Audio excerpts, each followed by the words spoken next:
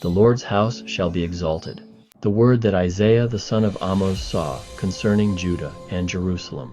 And it shall come to pass in the last days that the mountain of the Lord's house shall be established in the top of the mountains, and shall be exalted above the hills, and all nations shall flow unto it.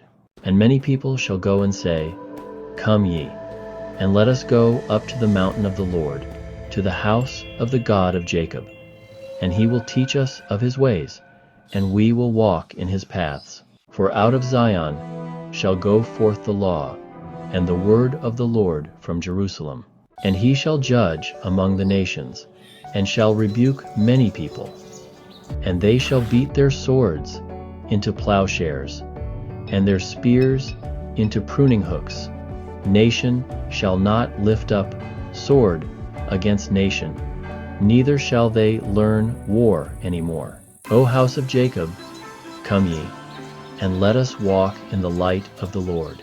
Therefore, O Lord, thou hast forsaken thy people, the house of Jacob, because they be replenished from the east, and hearken unto soothsayers like the Philistines, and please themselves in the children of strangers. Their land also is full of silver and gold, neither is there any end of their treasures.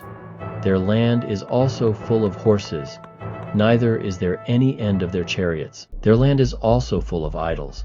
They worship the work of their own hands, that which their own fingers have made. And the mean man boweth down, and the great man humbleth himself. Therefore forgive them not.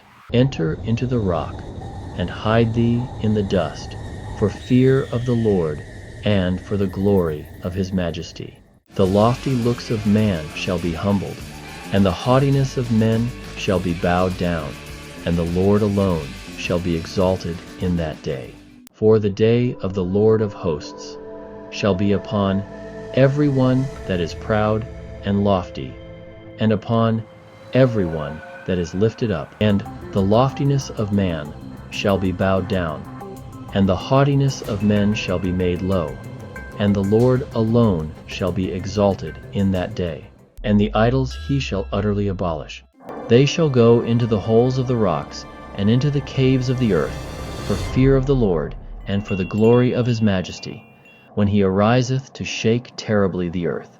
In that day a man shall cast his idols of silver, and his idols of gold, which they made each one for himself to worship, to the moles and to the bats, to go into the clefts of the rocks, and into the tops of the ragged rocks, for fear of the Lord, and for the glory of his majesty, when he ariseth to shake terribly the earth. Cease ye from man, whose breath is in his nostrils, for wherein is he to be accounted of?